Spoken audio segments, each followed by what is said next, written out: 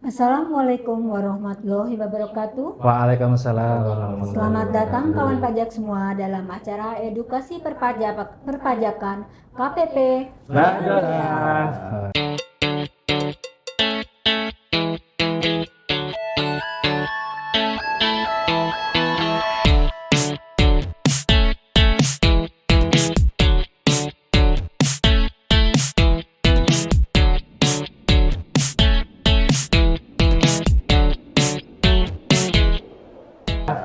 Seru kita Bu ya. Saya Endang bersama narasumber kita pada siang hari ini yaitu Bapak Arif Budi Nugroho Assalamualaikum kawan pajak.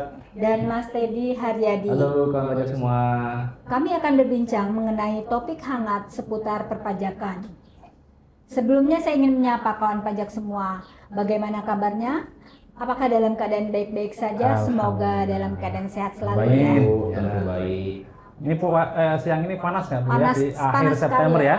Iya. Ya, kita masih menunggu musim hujan nih kawan pajak nih. Sudah sudah mau Oktober belum hujan juga. Semoga segera ya.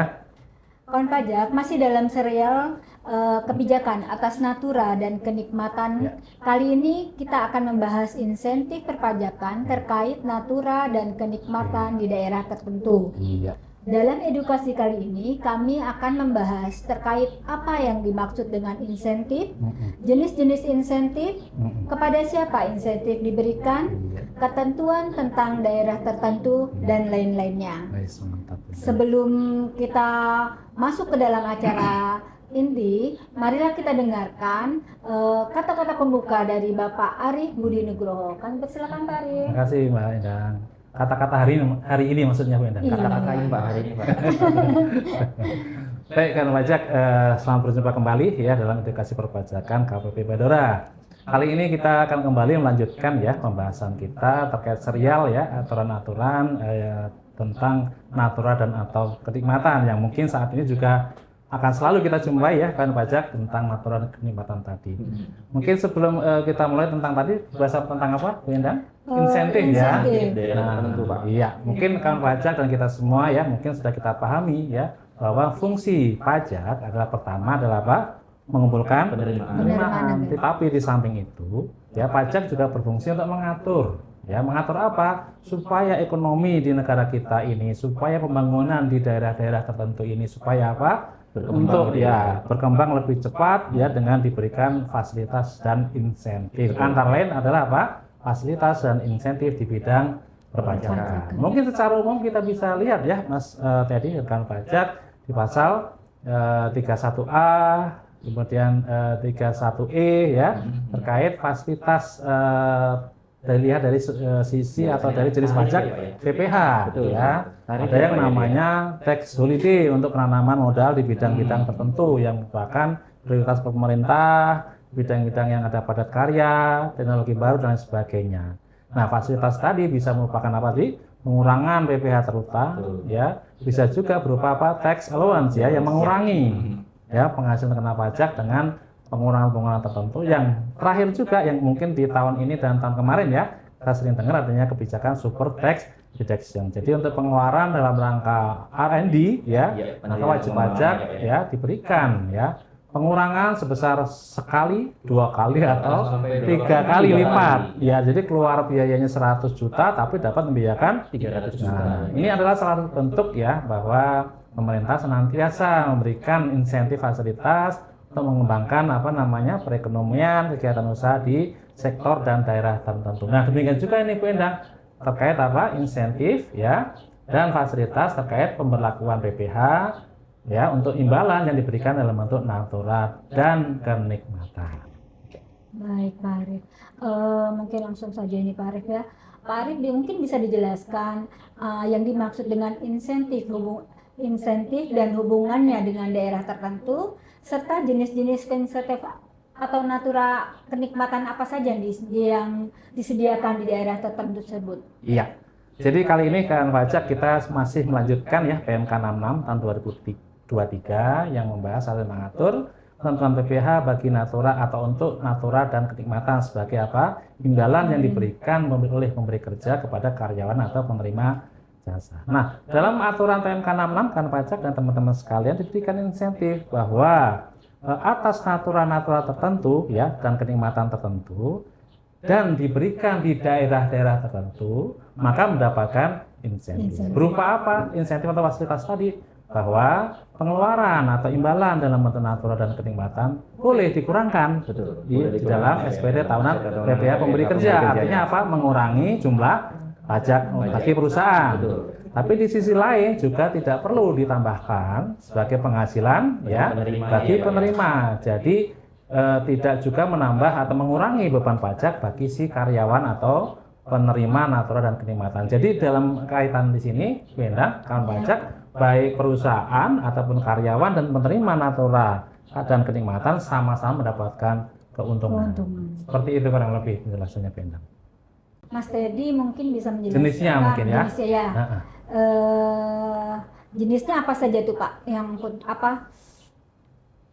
apa yang tertentu itu Pak? Yang bisa diberikan, oleh yang merupakan insentif fasilitas ya. Iya, fasilitas. Ya.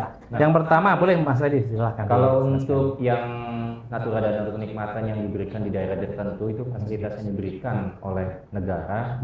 Itu yang pertama adalah tempat tinggal. Tempat tinggal termasuk perumahan. Jadi untuk karyawan itu diberikan tempat tinggal. Jadi semua ya kenikmatan atau pengeluaran perusahaan terkait persediaan rumah ya, penyediaan rumah untuk karyawan ini termasuk diberikan insentif ya. Kemudian selanjutnya lagi adalah pelayanan kesehatan. Oh, kesehatan. Ya, jadi kan kesehatan bagi siapa Mas? Karyawan dan keluarganya. Oh, jadi yang menikmati fasilitas ini kan pajak adalah untuk semua ya, baik karyawan itu sendiri beserta keluarganya. Seperti itu. Karena juga kan untuk bekerja kan suatu saat mesti ada ini ya Pak yang kurang sehat atau apa yang harus diberikan. Apalagi ini di daerah-daerah tertentu ya. Yang mungkin akses kesehatannya masih susah, mendapatkan obat seperti apa gitu ya. Kemudian yang ketiga adalah pendidikan. Ini juga penting bagi membangun bangsa gitu kan. Jadi untuk karyawan yang memang ada anggota keluarga yang masih sekolah gitu, jadi bisa diberikan fasilitas insentif untuk di bidang pendidikannya. Boleh gitu. dibiayakan bagi perusahaan tanpa menambah penghasilan ya, objek pajak bagi seperti itu. Ya. Kemudian tempat peribadatan. Tempat peribadatannya untuk yang beragama sesuai ya masing-masing seperti itu. Kemudian ada juga pengangkutan. Nah, pengangkutan ini bagi karyawan dari tempat tinggal menuju tempat kerjanya gitu Pak. Gitu. Kemudian fasilitas olahraga. Jadi butuh untuk aktivitas kesehatan juga ada olahraganya. Namun ini dikecualikan, jadi tidak termasuk olahraga golf, kemudian balap perahu bermotor, pacuan kuda, kemudian terbang layang dan juga olahraga otomotif. Jadi olahraga yang sifatnya di luar yang tadi saya sebutkan. Olahraga mewah lah ya. Mewah, jadi itu boleh disediakan untuk fasilitas bagi karyawan di daerah tertentu tersebut. Kemudian sepanjang lokasi usaha pemberi kerja ini mendapatkan penetapan. Jadi ada penetapan daerah tertentu dari Direktur Jenderal Pajak. Nah itu tentunya dengan adanya izinnya Pak ya, seperti itu nanti akan dibahas kemudian. Jadi mungkin tambahannya tekanan pajak ya, mungkin kita juga Mas Teddy Bu Endang, kita perlu olahraga ya supaya apa? Supaya sehat. Kalau kita sehat berarti kita akan lebih produktif tentunya. Ya mungkin ini untuk kita semua ya, olahraga itu penting ya. Betul. Ya. Nanti pingpongnya kita lanjutkan. Ya, silakan Bu Endang. Selanjutnya Bu, gimana? Mungkin bisa dijelaskan secara detail masing-masing natura atau kenikmatan yang diberikan insentif tersebut, Mas Teddy. Mungkin saya jelaskan lebih lanjut aja Bu. Tadi saya rasa untuk jenis-jenisnya sudah jelaskan. Nah sekarang terkait tadi mungkin penjelasan tentang daerah tertentu. Ya, maka tadi kan syaratnya apa untuk mendapatkan fasilitas ini bahwa apa atas natura dan kenikmatan diberikan di daerah tertentu. Nah, apa yang dimaksud dengan daerah tertentu? Nah, itu perlu kita pahami ya, bahwa yang dimaksud dengan daerah tertentu adalah ya daerah-daerah khusus, daerah-daerah tertentu yang mempunyai potensi ekonomi untuk dikembangkan ya, secara garis besar seperti itu ya, kan pajak. Tetapi tidak didukung oleh prasarana ekonomi yang ada. Nanti ada beberapa poin ya, seperti jalan raya, akses untuk pelabuhan, bandara dan sebagainya, akses pendidikan, kesehatan dan sebagainya yang kurang memadai. Nah, apabila wajib pajak sudah memenuhi kriteria tertentu, daerah tertentu tadi dapat memanfaatkan fasilitas ini. Kemudian itu Pak, yang tadi daerah tertentu tadi saya terdetik, maksudnya itu termasuk daerah yang terpencil juga Pak? Iya, nah betul sekali, terima kasih Mas Teddy. bahwa yang dimaksud dengan daerah tertentu di sini dalam PMK 66 adalah selain tadi kita sebutkan ya, juga termasuk daerah yang sudah mendapatkan kriteria sebagai daerah terpencil atau remote area, dan juga untuk daerah-daerah pertambangan yang offshore, yang di lepas pantai. Tapi ada syaratnya juga Mas Teddy, bahwa pantainya tadi, lautnya tadi mempunyai kedalaman minimal 50 meter. Jadi kalau kita ada pertambangan migas atau panas bumi di tengah laut dengan kedalaman lebih dari 50 meter, maka segala aturan dan fasilitas yang diterima ya di lokasi tersebut dan sudah ditetapkan sebagai daerah tertentu, tentunya tadi bagi perusahaan boleh jadi biaya, bagi menerima bukan sebagai objek PPh. Ini Pak, sarana dan prasarana berupa pelayanan kesehatan pendidikan di silakan pihak itu apa aja Pak? Maksudnya, Oke, baik. Nah ini mungkin bisa dijelaskan lebih detail lagi ya kan pajak terkait tadi sarana dan prasarana yang merupakan aturan kenikmatan yang dapat diberikan ya tanpa menambah objek penghasilan bagi si penerima terkait tadi sarana kesehatan. Nah, sarana kesehatan sini ada keterangan lebih lanjut Mas Teddy ya, bahwa ini baik yang disediakan secara mandiri ya oleh wajib pajak dan juga atau disediakan oleh pihak ketiga ya, ketiga. Nah, sementara untuk jasa sarana berupa pendidikan ya untuk keluarga barangkali ini disediakan selain jika di kota atau kabupaten itu tidak ada sekolah misalnya, masih termasuk juga yang mendapat fasilitas jika letak atau lokasi sarana prasarana tadi di kota atau kabupaten sebelah. Yang berdekatan gitu ya. Yang berdekatan langsung ya, tapi kalau sudah nyebrang 2 kali kota kabupaten tentunya tidak termasuk. Betul. Jadi kalau dari penjelasan di PMK-nya sendiri itu memang ada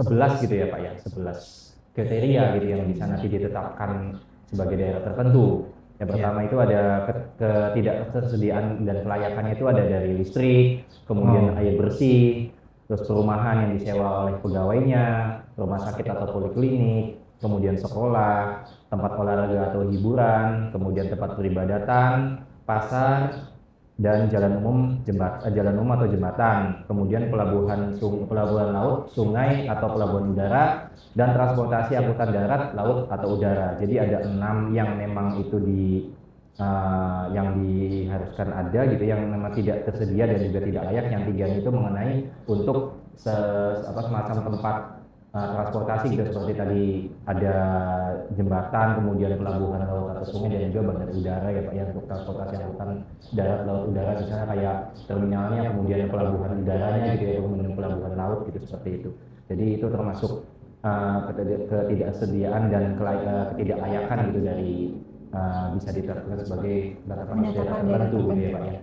Mungkin bisa diulangin Bu Endang ya terkait tadi ya kriteria bahwa suatu daerah ya bisa mengajukan dan ditetapkan sebagai daerah tertentu supaya mendapatkan fasilitas. Syaratnya tadi ya mendapat sarana prasarana yang tidak terpenuhi. Jadi sarana prasarana pada umumnya dibagi 2. Yang pertama adalah 6 prasarana ekonomi, kemudian adalah 3 terkait sarana transportasi. Nah, kalau yang 6 tadi seperti sampaikan Mas Teddy ya, terkait apa tadi pertama? Ada listrik. Listrik itu dinyatakan ya tidak memadai itu jika apa? Ini ada syaratnya kan pajak ya.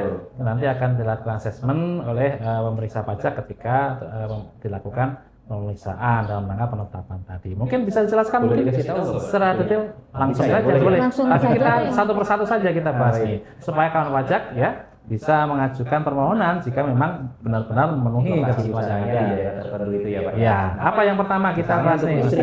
Listrik itu dibilang tidak layak, syaratnya apa? Misalnya kondisinya adalah PLN-nya padam. Padam itu rata-rata 40 jam per minggu. 40 jam per minggu. Sehari berapa jam? 24 Sehari 24. Oke. Jadi padam dalam sehari berapa jam? 3 berapa? Bagi 7. Ya, berarti sekitar berapa tuh Pak? 4 jam. 4,5 jam. 4,5 jam dalam satu Jadi, hari. dalam 1 hari rata-rata listrik mati 4,5 jam. Oh, ini bisa ya. Kita jadikan sebagai dasar penetapan ya daerah kalau tertentu. listriknya memang di situ matinya itu 4 jam, 4,5 jam per hari Setiap atau hari 40 ya. jam per minggu, Ya. itu bisa termasuk kategori daerah tertentu Oke, yang itu tentang listrik. tentang listriknya. Baik. Kemudian air Air bersih bersih. Air bersih apa? dinyatakan tidak layak itu apabila PDAM-nya padam. Oh, Nah, Sama PDAM juga, rata-rata 40 40 jam per minggu juga, Pak. Jadi 4,5 jam per hari ya untuk air bersihnya itu ya seperti itu. PDAM ya. Berarti Oke. otomatis ya itu listrik 40 jam, Iya. Sama, PDAM ya. juga 40 jam ya. Karena nyoloknya listriknya Iya. dari Dari Kalau listrik. pakai Sebenarnya listrik listrik ya. juga tetap sama. Oh iya. Karena kan pakai listrik Iya, juga. iya. Iya. Jadi 4,5 jam Kalau itu listrik mau padam, listrik padam ya PDAM nggak bisa nyolokin. Iya. Oh, bisa jadi. Jadi Bisa. misalnya di sananya juga untuk kawan pajaknya ngebor sendiri gitu pakai Iya, pakai iya. mesin ini sendiri kan ya harus Mati juga. mesti pakai listrik juga kalau matinya selama 40 Betul, jam betul. juga sama aja kan seperti itu. Baik, Jadi termasuk listrik, kondisi air bawah. ya, dua. Oke. Terus kemudian Yang apa? ketiga, perumahan yang dapat Heeh. disewa di Gimana bawah, itu? ya. Perumahan dianggap tidak layak. Nah, Apa Penjelasannya kalau kondisinya? tidak layak itu adalah jumlah rumah yang dapat disewa itu Uh-huh. tidak sebanding dengan jumlah pegawai plus keluarganya. Gitu. Pegawai plus keluarganya. sedikit gitu Ya, misalkan pegawainya 40, rumahnya ada 20 gitu ya. bisa kayak gitu ya Pak ya. Seperti itu. Iya, iya, karena rumahnya terbatas kali ya. Betul. Kalau namanya daerah Terbatas. tertentu, daerah terpencil barangkali rumah masih relatif jarang karena memang arealnya mungkin bisa jadi di tengah hutan dan sebagainya ya, memang daerah-daerah khusus ya. Betul. Oke, jadi batasannya rumah yang disewakan, yang tersedia untuk disewa Tidak sebanding dengan jumlah karyawan beserta dan keluarganya. keluarganya. Seperti itu. Jadi satu keluarga sewa berapa rumah, Mas? Satu ya harusnya. Satu. Normalnya kan mungkin keluarga dengan 2 anak lagi. Jadi Oke. empat ada 4 orang. Berarti Seperti Mas Teddy itu. ini keluarga nggak normal dong? Anaknya banyak ya. Pak. Anaknya 5 soalnya. Ya silakan Mas. Ya, ya. Kemudian selanjutnya itu ada yang tidak layak apabila ada rumah sakit dan atau polikliniknya itu tidak ada yang melayani program JKN. JKN itu BPJS. BPJS. Oh, ada klinik tapi nggak menerima BPJS. Betul. Itu dianggap termasuk dianggap tidak layak. Tidak layak. Seperti Iya, itu. iya, iya. Kemudian yang selanjutnya sekolah nih, sekolah yang dianggap tidak layak itu adalah tidak adanya SD, SMP, dan SMA negeri gitu ya. Nah, Negeri. itu negeri, Pak. Oh, Dianggap harus tidak negeri. layak, gitu. Seperti itu. Karena kayaknya banyak deh daerah-daerah yang belum ada SMA ya, minimal Iya. ya, yang negeri. Oh, Tapi ini tiga-tiganya harus ada, Pak. oh. Harus ada Jadi, harus ada harus negerinya ada ya. negerinya baik dari sekolah dasar, menengah dan juga atas gitu selanjutnya. Jadi wajib belajar 12 tahun berarti ya Pak ya. Yo, ya 12 mungkin tahun kaitannya ke sana ya. Iya. Wajib belajar. Jadi harus ada gitu ya, yang negeri gitu dari SD sampai dengan SMA negeri. Apabila itu tidak ada, itu dianggap tidak layak. Seperti Oh, itu. iya. Oke, Kemudian lanjutnya yang apa? selanjutnya tempat olahraga dan atau hiburan itu dianggap tidak layak. Misalnya tidak ada 3 tempat permanen untuk olahraga atau hiburan. Tempat permanen Iya, itu tempat olahraga. permanennya untuk olahraga. Seperti apa tuh, Mas Mungkin Teddy? Kalau catur Catur kan itu bukan olahraga. di mana aja bisa ya, itu olahraga Olahraga Bu. bisa. Olahraga otak ya. Permanen berarti misalnya seperti Lapangan. lapangan tenis gitu ya. Lapangan Ya, sepak bola. lapangan tenis dan lapangan badminton mungkin seperti itulah gelanggang olahraga yang sifatnya memang Iya. permanen gitu untuk aktivitas olahraga itu kurang dari 3 gitu, tidak ada tempat permanennya gitu ya. Seperti itu. Kemudian yang selanjutnya lagi tempat peribadatan.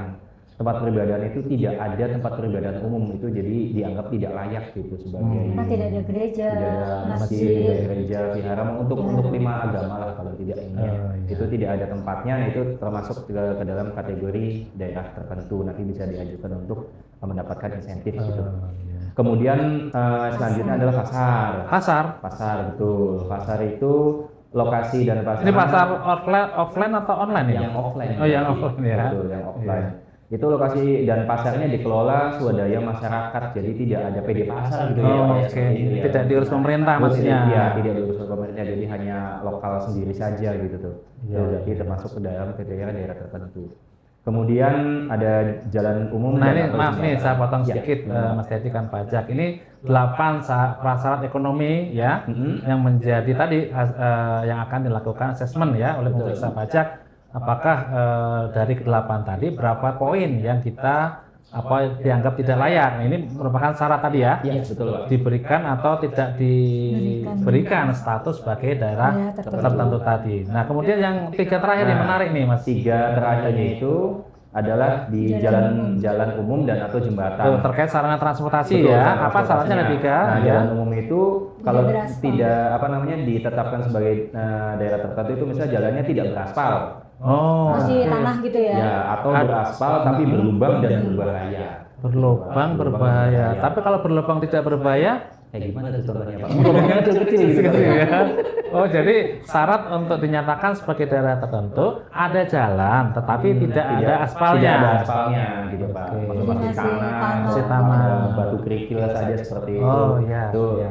ditetapkan sebagai daerah tertentu, kriterianya seperti itu. Kemudian jembatannya adalah jembatan non permanen. Jembatan ada, tapi non permanen. Misalnya dari Kayak kayu. jembatan kayu. Oh, dari Seperti bambu. bahaya ya. Atau jembatan bambu, atau jembatan akar pohon kali Pak, seperti itu ada. Iya, jembatan Bisa gantung jadi ya. Jembatan gantung akar pohon. Nah itu Iya, juga iya. kalau ada itu berarti termasuk Bisa kita ajukan ya, sebagai salah satu poin ya untuk dinilai. Betul. Ya. Terus Kemudian berikutnya apa? yang selanjutnya adalah pelabuhan laut, sungai atau bandara.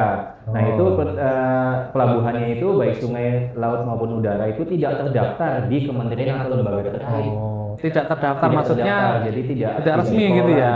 Misalnya bandara mungkin kalau ada kecil tapi tidak dikelola sama ini ya Pak, apa namanya? PT ya apa? Angkasa. Pura.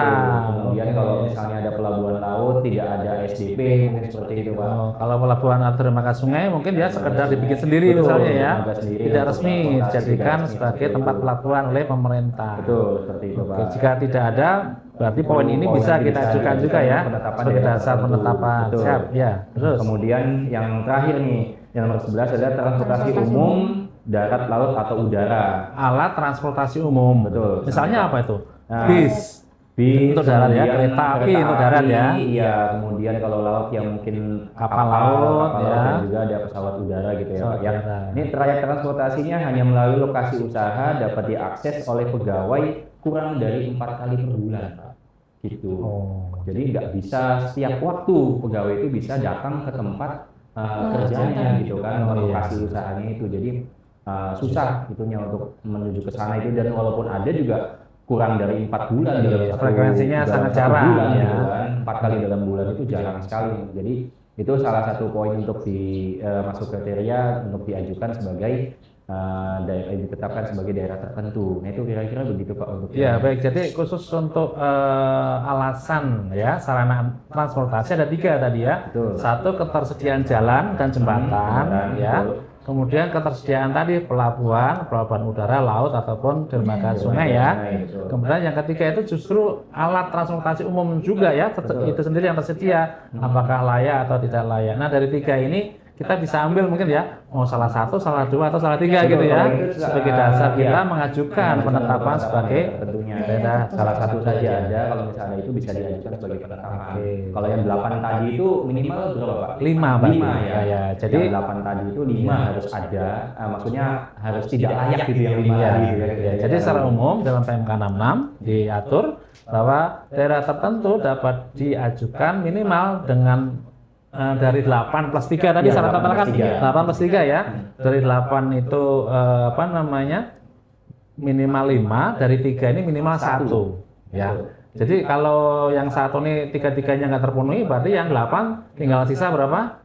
Sisa 3 juga gitu. Jadi intinya secara kumulasi harus minimal ada 6 ya, 6 dasar ya untuk ditetapkan sebagai daerah tertentu. Dari 6 tadi minimal 1, yaitu alasannya karena tadi terkait apa? Tersedianya sarana transportasi ya. Kita pilih dari 1, 2 atau 3 tadi. Betul. Baik nih, selanjutnya ini bagaimana Pak cara penetapan sebagai daerah tertentu? Iya. Jadi untuk ditetapkan sebagai daerah tertentu ya, wajib pajak pemberi kerja yang ada di lokasi tersebut ya, masing-masing ya harus mengajukan. Kemana mengajukan? Yaitu tentunya mengajukan ke Kanwil ya, di mana pusat dari wajib pajak tadi terdaftar. Tetapi tentunya tetap melalui kantor pelayanan pajak. KPP-nya ya, Pak. Jadi kalau misalnya ada satu WP perusahaan punya banyak cabang di daerah-daerah tertentu, ya maka jika memang masing-masing daerah tadi ingin mendapatkan fasilitas tadi, maka juga masing-masing juga harus mengajukan ya ke masing-masing KPP. Dari KPP akan diteruskan ke Kanwil di mana ya wajib pajak terdaftar. Nah, dari apa namanya dengan melengkapi persyaratannya nanti boleh Mas Teddy atau Bu Endang menambahkan Kita hanya sampaikan gambaran proses secara keseluruhan dulu ya, Bu Endang, Mas Edi, kawan pajak. Jadi tadi setelah permohonan ditetapkan sebagai daerah tertentu kita sampaikan, maka ya oleh Kanwil di mana pusat terdaftar, atau bisa jadi Mas Edi, Kanwil tempat WP pusat terdaftar akan melimpahkan ke Kanwil tempat cabang tadi terdaftar. Nah, untuk mengakses tadi 11 poin tadi ya, 8 untuk apa? Prasarana ekonomi, 3 untuk sarana transportasi, maka akan dilakukan pemeriksaan. Nah, pemeriksaan seperti kita tahu teman atau kawan pajak bahwa yang dimaksud dengan pemeriksaan dalam undang-undang KUP kita adalah apa? Dalam rangka menguji kepatuhan atau tujuan lain. Nah, pemeriksaan dalam rangka menetapkan sebagai daerah tertentu ini termasuk kriteria pemeriksaan dengan tujuan lain. Nanti akan diakses ya kawan pajak oleh pemeriksa pajak, baik itu dari fungsional pemeriksa ataupun dari petugas pemeriksa dari masing-masing 8 unsur yang akan dinilai. Nah, mungkin kawan pajak sebagai trik saja atau mungkin tips ya, Bu Endang, Mas Dedi, ketika kan pajak sudah mengajukan, kan tentunya nanti akan diperiksa nih, betul ya. Maka harus kita siapkan ya data bukti pendukung yang menyatakan bahwa minimal 6 dari 11 poin tadi kita memenuhi supaya dapat dikabulkan ya, ditetapkan sebagai daerah tertentu. Nanti pemeriksa pajak seperti halnya di standar pemeriksaan nanti akan melakukan pengujian ya, akan mengumpulkan alat bukti, mengambil keterangan, akan melakukan konfirmasi. Nah, dari proses di sini kan pajak yang mengajukan ya, boleh diantisipasi dulu. Oh, suatu saat nanti pemeriksa pajak akan datang ke tempat kita. Kita siapkan datanya, kita siapkan informasinya yang mungkin akan dimintakan. Itu proses secara garis besarnya. Nah, keputusan tadi ya akan terbitkan ya SK-nya persetujuan atau penolakan. Itu secara umum, Bu Endang. Nah, sekarang bahas dulu mungkin kan pajak pengen tahu secara khusus nih lampiran dan seterusnya boleh tambahkan. Mau Bu Endang, Mas Dedi, monggo silakan. Kalau untuk permohonan dari kawan pajak untuk ditetapkan sebagai daerah tertentu, itu nanti mengajukan permohonannya ke Direktur Jenderal Pajak ya, tapi melalui KPP tempat terdaftar, kemudian yang akan diteruskan kepada Kanwil tempat pusatnya terdaftar, gitu, seperti itu. Nanti permohonannya itu dilampiri dengan yang selain ada surat permohonan, kemudian nanti dilampiri dengan NIB, kemudian nomor induk berusaha gitu yang dikeluarkan dari OSS ya. Kemudian nanti ada juga yang namanya itu peta lokasi.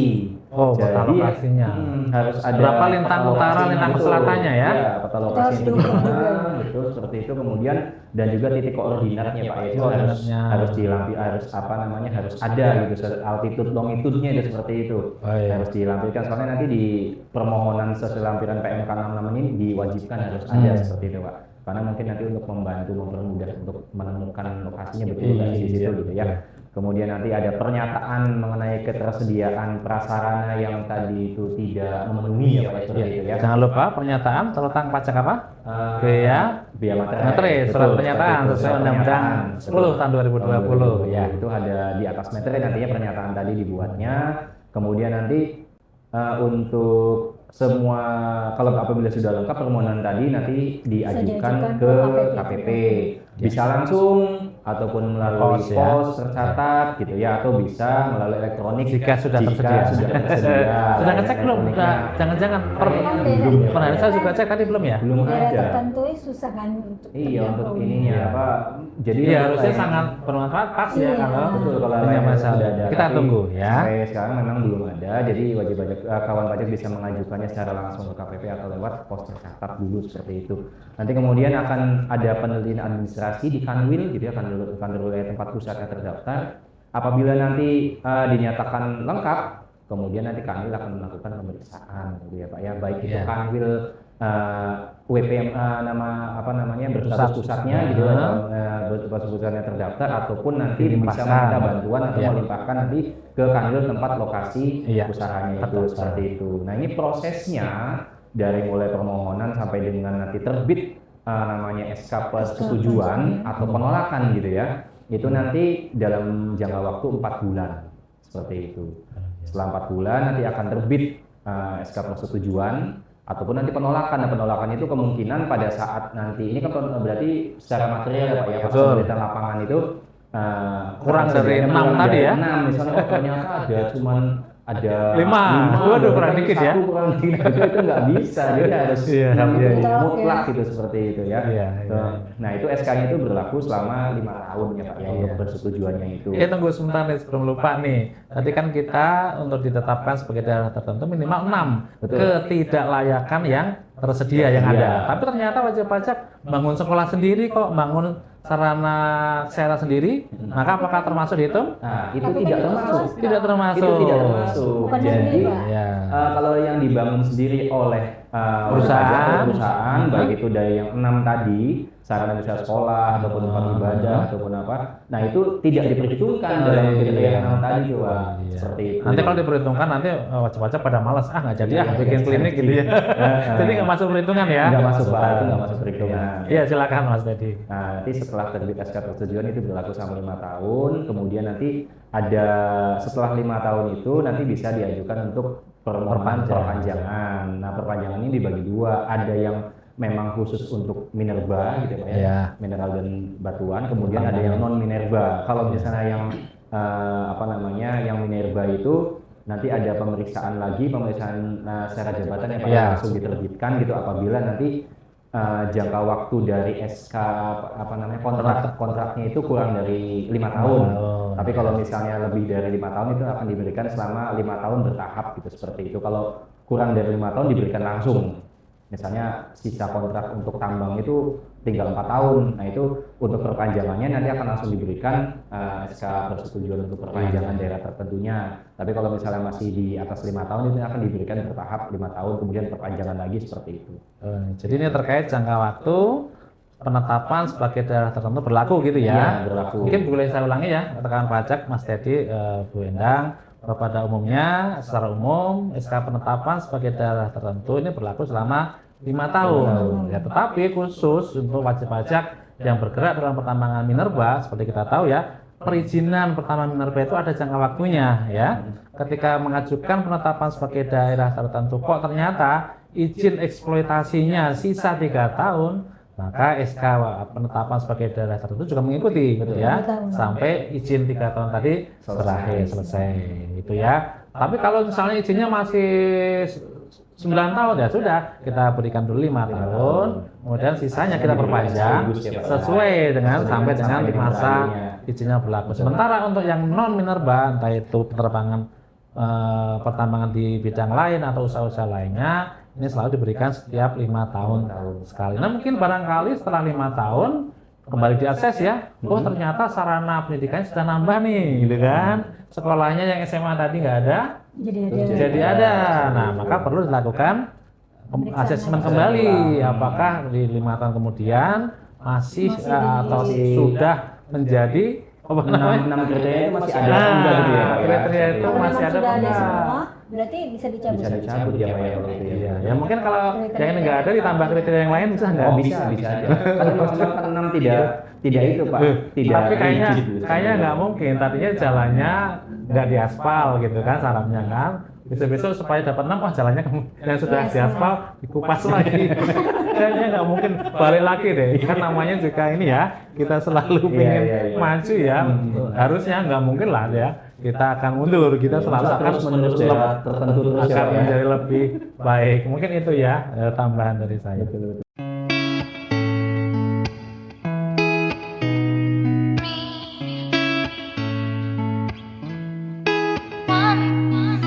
I can tell you want me. Mungkin Pak Arif ada yang mau ditambahkan sebelum kita tutup?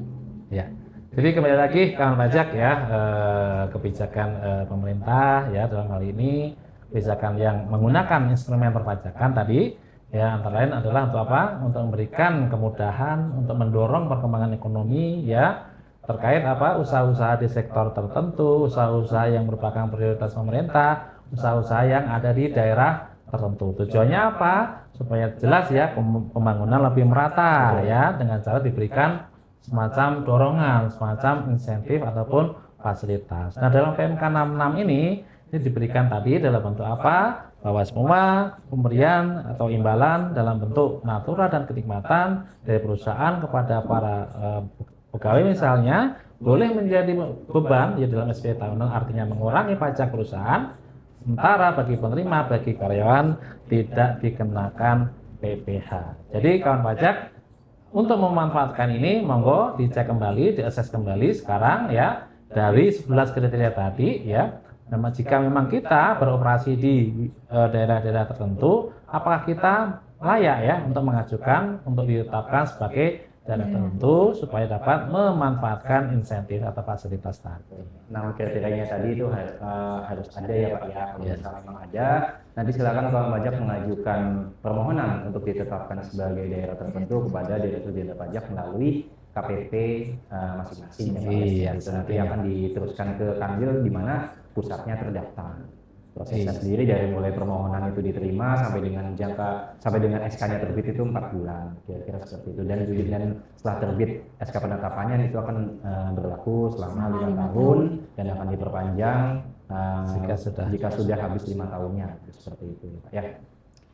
Baiklah kawan pajak semua, wajib pajak yang berlokasi di daerah tertentu dapat menggunakan fasilitas berupa dapat membebankan sebagai biaya atas natura atau kenikmatan kepada para karyawan tanpa harus menambahkan natura atau kenikmatan sebagai penghasilan yang akan dikenakan PPh. Ayo manfaatkan fasilitas ini. Segera ajukan permohonan penetapan sebagai daerah tertentu dengan memperhatikan ketentuan yang ada. Demikian kawan pajak semua, edukasi kita pada hari ini. Apabila kawan pajak masih ada yang ingin ditanyakan, silakan menghubungi WA helpdesk kami di 08 111 330 053 dan jangan lupa memfollow IG Live kita ya, dan ngesot kita yang lainnya dan ya Pak YouTube KPP Badora. Kami mohon maaf apabila dalam penyampaian ini ada yang salah. Mohon dibukakan pintu maaf yang sebesar-besarnya, dan kami berharap kawan pajak semua dapat mengikuti edukasi kita selanjutnya. Wassalamualaikum warahmatullahi wabarakatuh. Selamat siang. Sampai jumpa kawan pajak. Terima kasih.